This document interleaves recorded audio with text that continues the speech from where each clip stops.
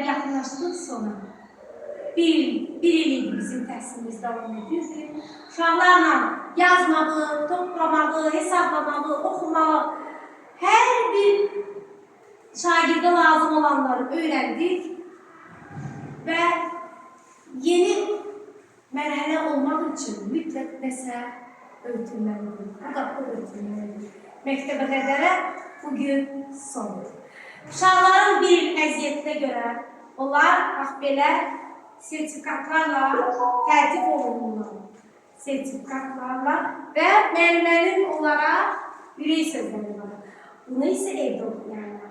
Mütləq. İlk sertifikat verilir Məmmədova Əsmanlıra. Gəl, Əsmanlı gəl. Təbrik edirəm səni. Yan burada.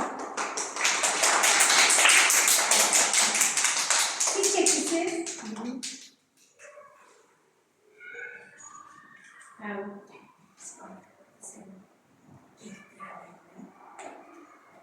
Velizadə Aysun. Gəl, Aysun gəl.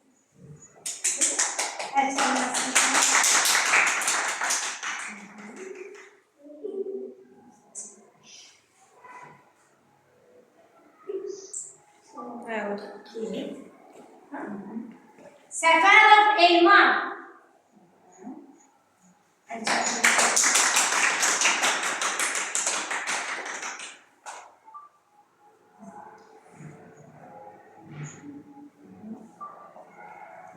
Əliyeva Miray xanım.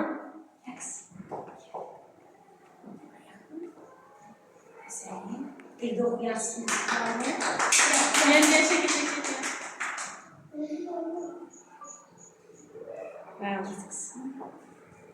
Əzizov Fatih. Təbrik edirəm. Çox Fatih.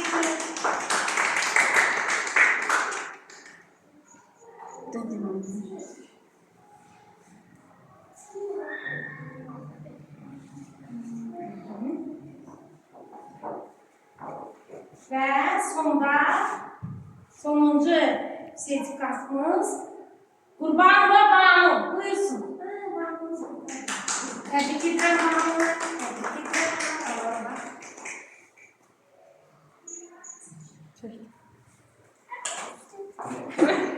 edirəm. Momenti gözlüyoruz.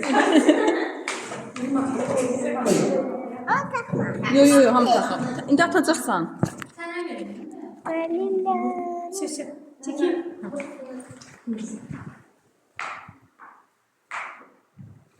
Sertifikatlarını başladık.